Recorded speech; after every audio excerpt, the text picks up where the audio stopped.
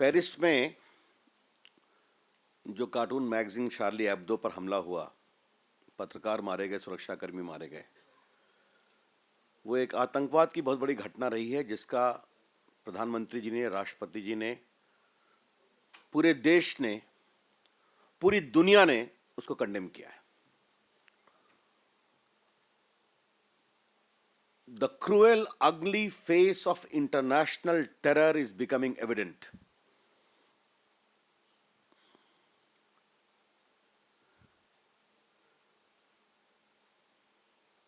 भारत में हम लोग आरंभ से कहते आ रहे हैं कि आतंकवाद पड़ोस से भी आता है, दुनिया में उसको पेट्रोनाइज करने वाले लोग हैं और ये नासुर की तरह दुनिया में फैल रहा है और पूरे देश को और दुनिया को इसके साथ एकजुट होकर बोलने की जरूरत है। You cannot segregate terrorism. The fight against terrorism cannot be fought by having a differentiated kind of a level. हाँ, निर्दोष लोगों के खिलाफ कार्रवाई नहीं होनी चाहिए, हम सभी मानते हैं। कहीं निर्दोषों के खिलाफ कार्रवाई हो तो संविधान में, सिस्टम में उसका निराकरण भी होना चाहिए। लेकिन इसका मतलब यह नहीं है कि आतंकवाद का जो नासूर है, जो उसका कैंसरस इफेक्ट है, उसकी गंभीरता को हम कम कर सकते हैं। Any civilised society governed by rule of law cannot ignore the cancerous effect of the scourge of terrorism. आतंकवाद के नासूर को हम कम कर आंक नहीं सकते। पिछले कई वर्षों से वो बार बार दिखाई पड़ रहा है। पाकिस्तान में जो पेशावर में हुआ, पूरे देश ने एक प्रकार से भावभीनी श्रद्धांजलि दी उन बच्चों को। लेकिन इसका मतलब यह नहीं होता कि उन आतंकवादियों को पाकिस्तान में बैठे जिन आकाओं ने प्रश्रय देने का काम किया, उनका पाप कम होता है। The sin of those who have patronised, who have facilitated, who have condoned the rise of those elements cannot be ignored at all. ये बात मुझे इसलिए कहनी पड़ रही है कि कांग्रेस पार्टी के स्वर से मुझे बहुत हैरानी है। We all are quite intrigued by the voices coming from the Congress establishment.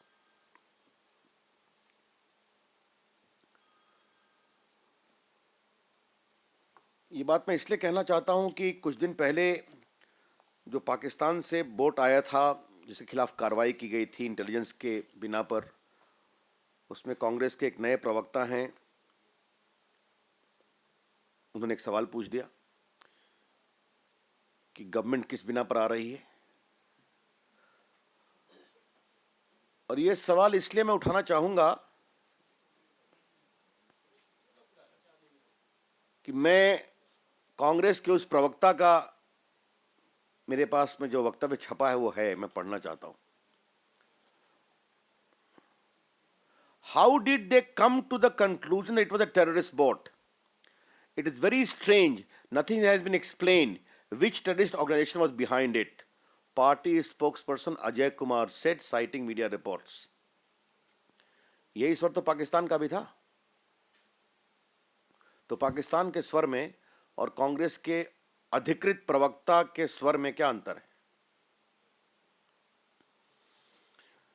अब मैं इनके बारे में अधिक नहीं कहना चाहूंगा। भले आईपीएस में थे, पार्टियां बदल चुके हैं, अब कांग्रेस में आए हैं, कांग्रेस किसको क्या बनाती है उनका विषय है। लेकिन अगर कांग्रेस के अधिकृत प्रवक्ता कुछ बोलते हैं, that carries the official line, therefore I am constrained to comment. आज स्वनाम धन्य doctor Mani Shankar Aiyar, I hope is a doctor, anyway, Mani Shankar Aiyar का स्टेटमेंट आया है। It is a shameful rabid justification of the attack on journalist in Paris. क्या मतलब है इसका? मणिशंकर अय्यर बोलते हैं वो सीनियर लीडर हैं। मैंने देखा अखबार में उनको कहा गया है कि it is the personal view, but Manishankar Aiyar carries weight in his party, I think so. हम चाहेंगे कांग्रेस पार्टी सफाई दे। He has been nominated to the Rajya Sabha from the eminent category.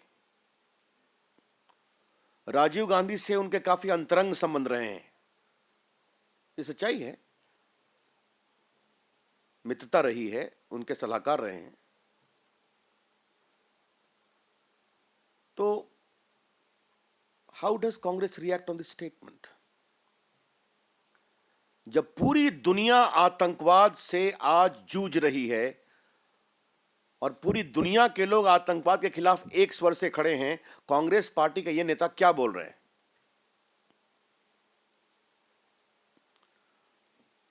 मुझे याद है कि कई बार मित्रों से यही चर्चा मैंने किया है जब मैं पार्टी का मीडिया देखता था।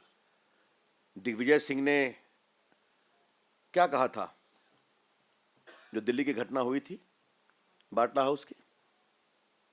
कांग्रेस ने कहा उनका निजी बयान है, वो तो कांग्रेस के भारी भरकम नेता हैं, महामंत्री हैं, राहुल गांधी के अन्य सलाहकार हैं। I request senior journalists to correct me if I am wrong. Sushil Kumar Shinde ने जयपुर के कांग्रेस मीटिंग में क्या कहा था? Saffron terror. जबकि हम हमेशा कहते हैं टेररिज्म का कोई कलर नहीं होता, और भारत की सांस्कृतिक विरासत जो भगवा है, जो देश के तिरंगे में है, उसको उन्होंने सैफरन टेरर कहा था। We would like to ask Sonia Gandhi why she is silent on these statements. We see a pattern in this. हम इसमें एक देख रहे हैं, परंपरा चल रही है। कांग्रेस ने जो पाकिस्तान की बोट आई जिसमें एक्सप्लोजिव्स था, जिसके लोग एक्सप्लोसिव दबा के कूद गए, उस टिप्पणी पर कोई टिप्पणी नहीं की, खामोश रही कांग्रेस पार्टी। आज मणिशंकर अय्यर को लेकर एक प्रोफार्मा बात कही जा रही है। श्रीमती सोनिया गांधी जी, आपकी पार्टी के लोग संसद में रोज प्रधानमंत्री से जवाब मांगते हैं, संसद नहीं चलने दी जाती है। मैं आपसे बहुत विनम्रता से पूछ रहा हूं, आपकी अपनी पार्टी के इन वरिष्ठ लोगों की टिप्पणी पर क्यों खामोशी है? Why, Madam Sonia Gandhi, you are maintaining a conspicuous silence on these kinds of statements emanating from very responsible quarter? ये हम जानना चाहेंगे। ये बहुत ही दुर्भाग्यपूर्ण है, हम इसकी भर्त्सना करते हैं। और मैं दोबारा कहूंगा कि हमारे प्रधानमंत्री नरेंद्र मोदी जी से सवाल पूछने वाले रोज कांग्रेस के नेता आज खामोश क्यों हैं और सोनिया जी खामोश क्यों हैं?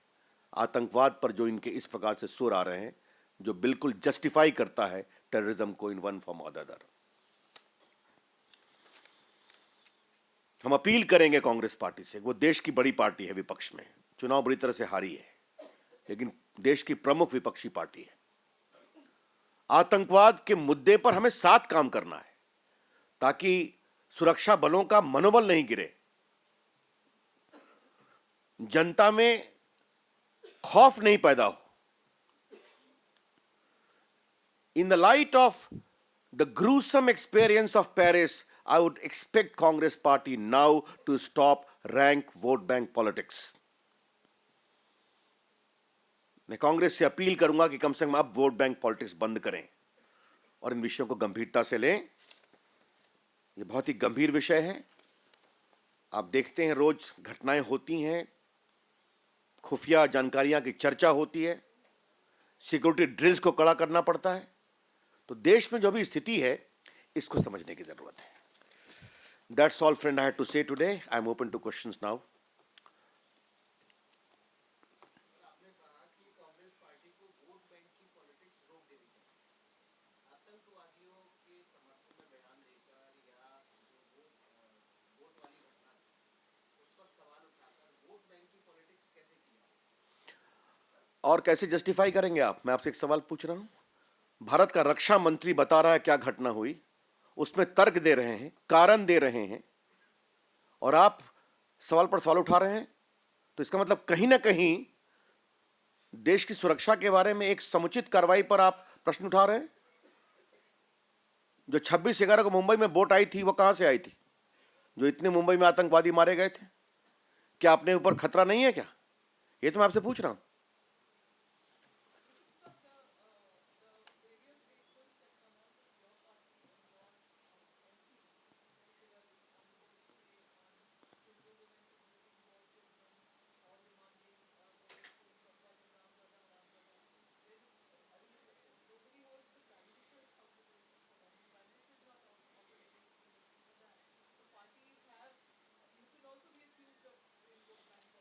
Let me clarify you on two the incidents. On the Godse issue, we immediately condemned it, and all the leaders in the parliament requested Mr. Sakshi Maharaj to apologize. He did apologize. In case of Sadhvi, the Prime Minister herself owned up and said that she has apologized. I don't approve of it. Let the matter be closed.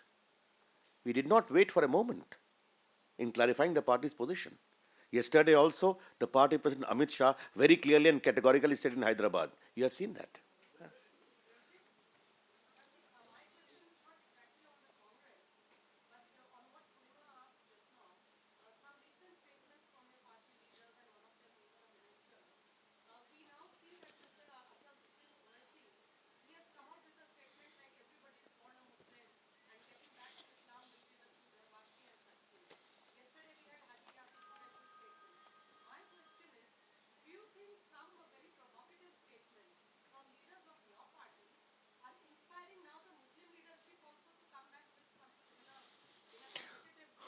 I don't want to dignify Mr. Owaisi by a response.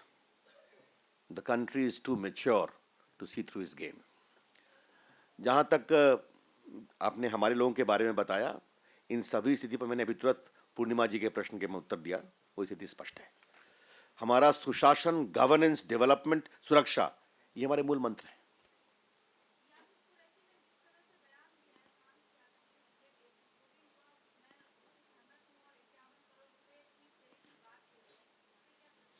वो करोड़ों रुपए का दान पहले भी देने की बात करते रहे, और पहले भी उनको नोटिस हमने नहीं लिया था। उनके लिए उत्तर प्रदेश और मेरठ में भाजपा के लोग उत्तर देने के लिए पर्याप्त है।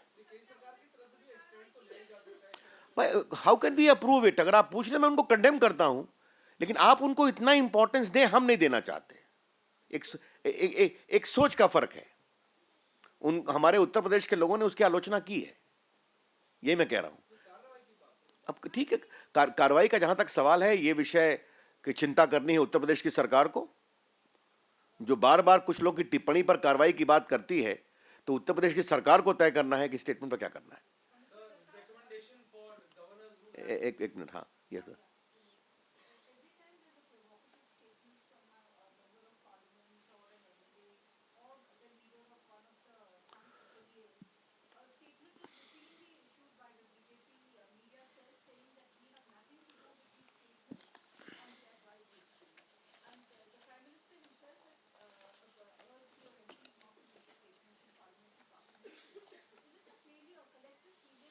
नहीं,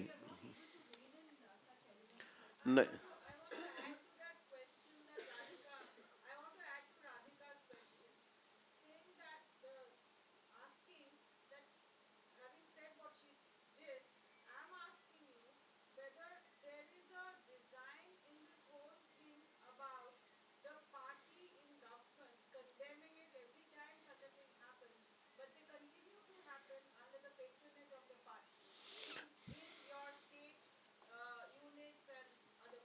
पहले आपको हम बताना चाहते हैं कि पार्टी का स्वर एक है, सरकार का स्वर एक है, और जब प्रधानमंत्री किसी आचरण की को अप्रूव नहीं करते हैं सदन के अंदर, और राष्ट्रीय अध्यक्ष जी ने कल हैदराबाद में स्पष्ट कहा कि ये ठीक नहीं है और पार्टी को ध्यान रखें, इसका मतलब होता है संसद के अंदर अगर प्रधानमंत्री जी ने सांसदों की बैठक में कुछ बात कही, उसका एक महत्व होता है।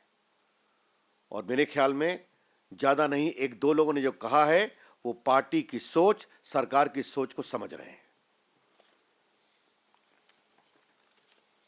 Thank you.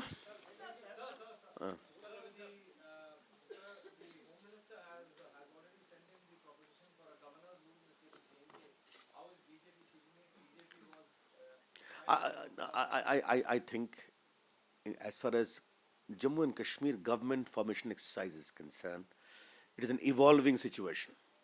Okay. Please listen to me. It is an evolving situation. We cannot make any off the cuff remark. As far as any proposal for governance rule is concerned, there is a constitutional limitation of time, being probably 19th of January. The reluctance of Mr. Omar Abdullah to continue as a caretaker chief minister.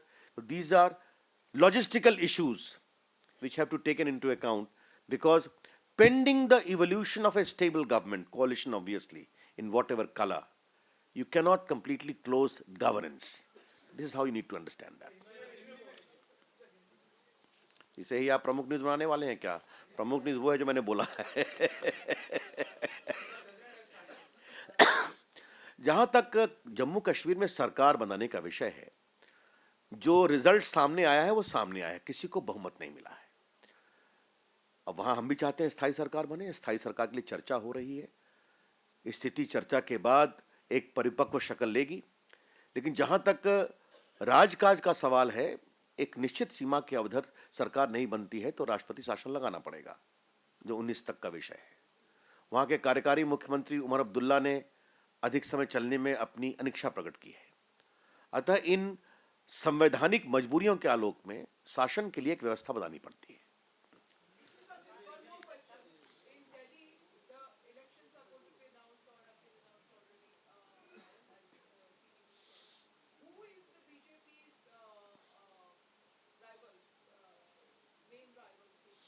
Well, as far as I am concerned, I don't see any rival, because the rivals are coming together.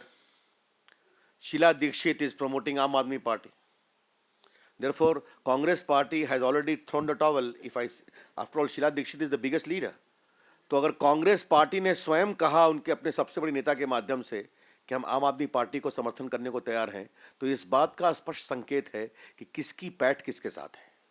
तो मैं आपके प्रश्न का उत्तर जब सवाल कैसे दूं कि मेरी राजनीतिक लड़ाई किससे होगी। इतना अवश्य है कि हमें बहुमत मिलेगा, हमें पूरा विश्वास है।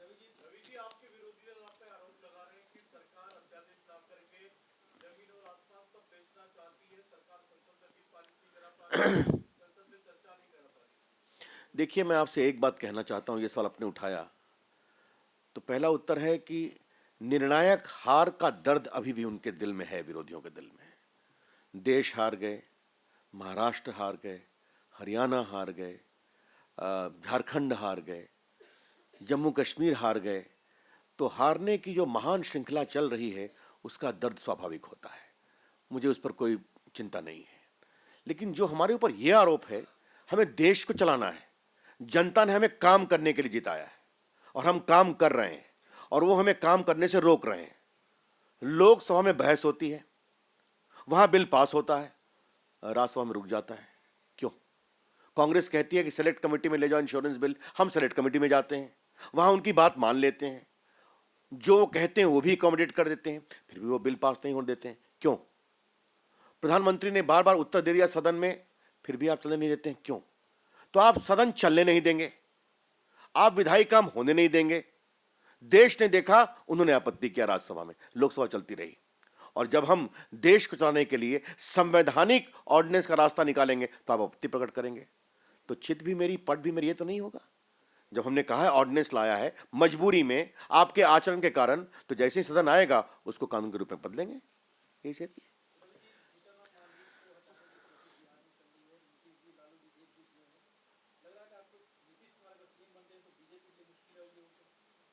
बिहार की आपने चिंता की, इसके लिए आपको बहुत बहुत धन्यवाद। देखिए, किसी नाटक का भी एक स्क्रिप्ट होता है, लेकिन बिहार में जो चल रहा है वो नाटक बिना स्क्रिप्ट का है।